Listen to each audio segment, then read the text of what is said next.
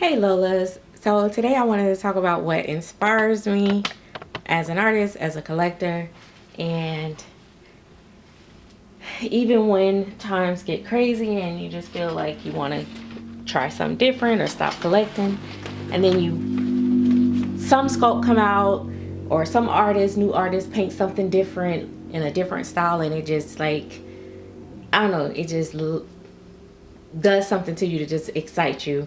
And for me, sometimes like it's the sculpting of the baby, the way that they fall.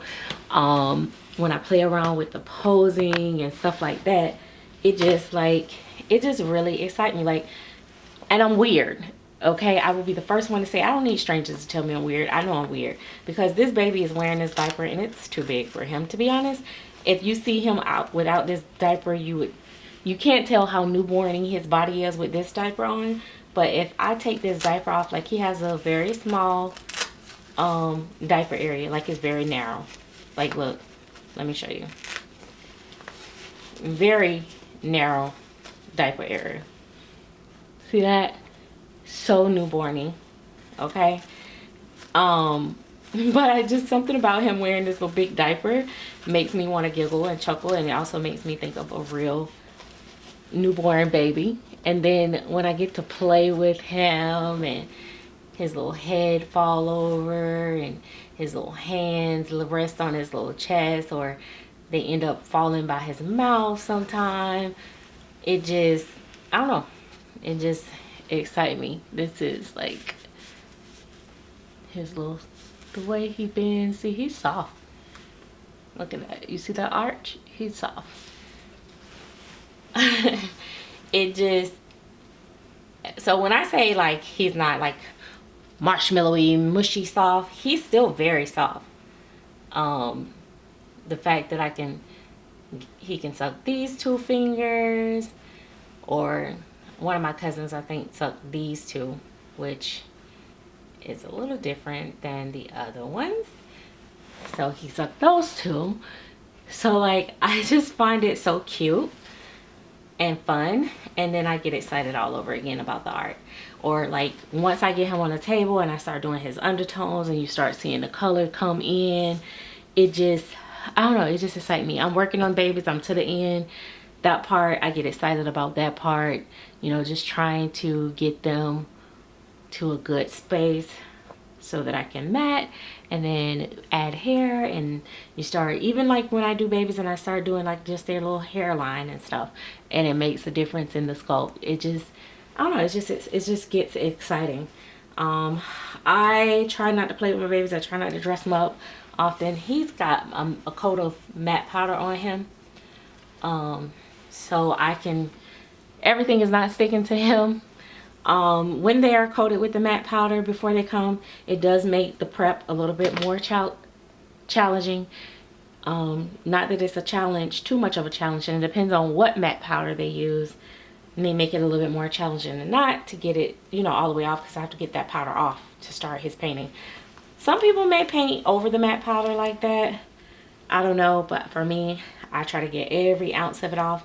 So when I do that, it does, you know, that might make it a little bit, but it's kind of fun in a way, and it's kind of tempting, because now if he was sticky, I would just have put him in the bin, but now because he's not, I'm kind of like more kind of triggered to try to play with him a little bit, or, you know, do more posing. And I can't put him on the table right now, so it's just kind of like trying to get the camera so you guys can see like his whole body.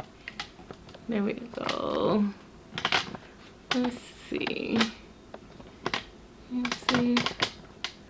So yeah, he's just, like I said, he's a little love bug. Get him back a little bit. There you go. His little belly button, this is really, it sticks out a lot more than the other one does on the other babies, but I like it. And it's crazy because you want to keep doing this, and even when they're painted, and it's like you want to keep doing that, so it's like, I need not to keep rubbing the belly button, flicking the belly button. That's just weird. Come on, stop it. But yeah, And then like for me, I was telling one of the sculptors, I don't know what it is. Well, I know when I tried the sculpting class, sculpting mouths are harder than what you would think it is. But it's nice when they have somewhat of a lip, you know what I mean? So that it gives you more to paint on. And a lot of people think that, oh, you know, Caucasian babies don't have full lips, or, you know, Hispanic babies don't have full lips. Just only black babies, brown babies have full lips. Or, oh, if it's a full lip baby, we gotta paint it black or biracial or whatever. And that's not necessarily the case. But it just gives you an extra piece of canvas to paint on, and it just makes it really nice. Plus, not only that, when they have just really thin lips, I don't know, I find it more challenging to paint the mouth. Just like I prefer closed mouths, but you know, some people like to sculpt the mouth open, and when they're open like that, it is much easier to paint inside. But for look purposes, I do like the closed mouth, and I like he can suck his little, do the little sucky face. See, got a little sucky face. But yeah, so yeah, it's nice. I do highly recommend that collectors do not play with their blanks before they send them off to their artists. You don't know what can be compromising to the silicone like that. And you know, even with myself, I try not to do it, but as you can see, I just put those little socks on his foot, and it just made it more even exciting, and I'm more eager to paint him because he's gonna fit stuff so cute. And the socks is kind of big on the big side on him, but that is so normal when they're newborn. The little socks be baggy on them and stuff. I don't know. So that is inspiring to me. Sometimes, you know, as a collector, I have to pick and choose what baby I keep. Am I gonna, you know, am I gonna keep a baby that I painted, or am I gonna buy a sculpt from somebody else, another artist? Or even with the artists that I love, like, am I gonna go for which baby that they're working on that I'm gonna try to have my money ready for? So I'm in that little phase right now, and sometimes I want more than one, but our hobby is expensive, so you have to pick and choose. And I personally just try not to get myself too overwhelmed or too tied up, which takes me in the next topic. And I did a video on this, but I want to redo it to make it more less personal. I don't know. Well, I don't know how to explain it, but I want to do it over. I felt like it was like too raw and too unfiltered. But I'll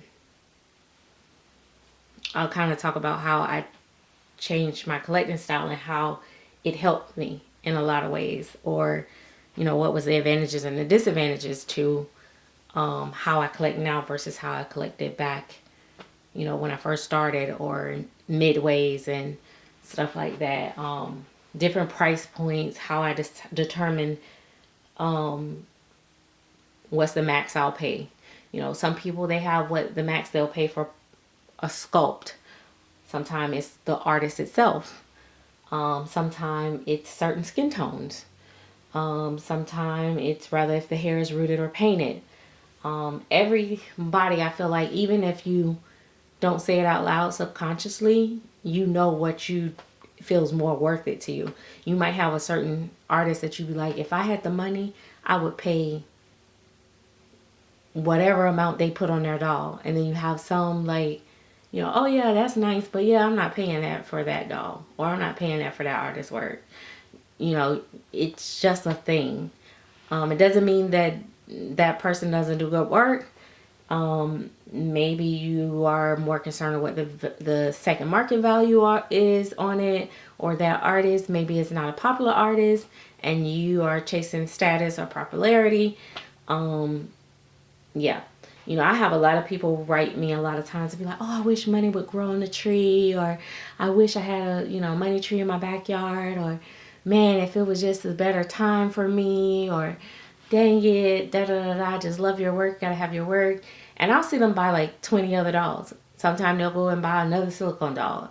And sometimes the price be like very close, sometimes the same amount or whatever. And I'm like, so why do you always write me and tell me like you don't have the money to buy dolls for me? I wish I could afford your dolls and da da.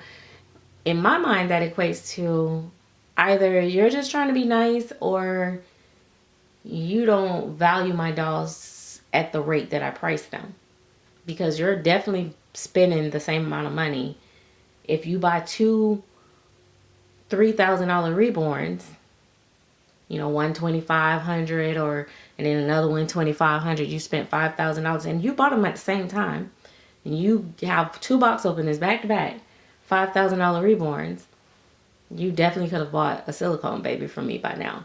Or even, you know, you bought a $4,000 silicone from somewhere else, you know, you definitely could have bought it. So people have the preference, and that's fine. Like, I'm not offended by it. It's just that I'm not going to discount my work because you don't see the value in my work and you rather go somewhere else. So I just always just say, yeah, you know, it'll happen, or when you're ready, or I just heart the message because it's like, child, please. You know, because I know me as a collector. I know the way it goes. So, I don't know. I'm just a very open-minded person, more than what people think. I'm not as easily offended by certain things because I always look at it from both sides of the coin. I always look at it from the perspective of an artist and a collector, a buyer and a seller.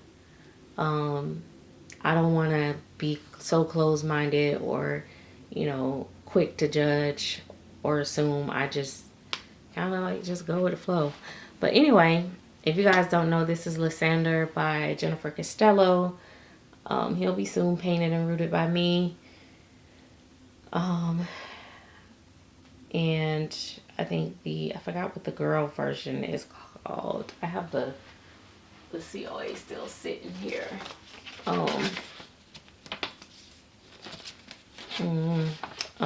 Livia. So the girl version. Actually, and usually if I see all boy, I don't usually see all girl, but I actually seen this kit painted more as girls. And I actually think it makes also a very cute girl. So, you know, that's just, you know, I like when a kit you can go both ways. Maybe one day I'll have twins, but it's never worked out for me so far just yet. Because I was going to do the Zozo and Tiger as, you know, twins. Well,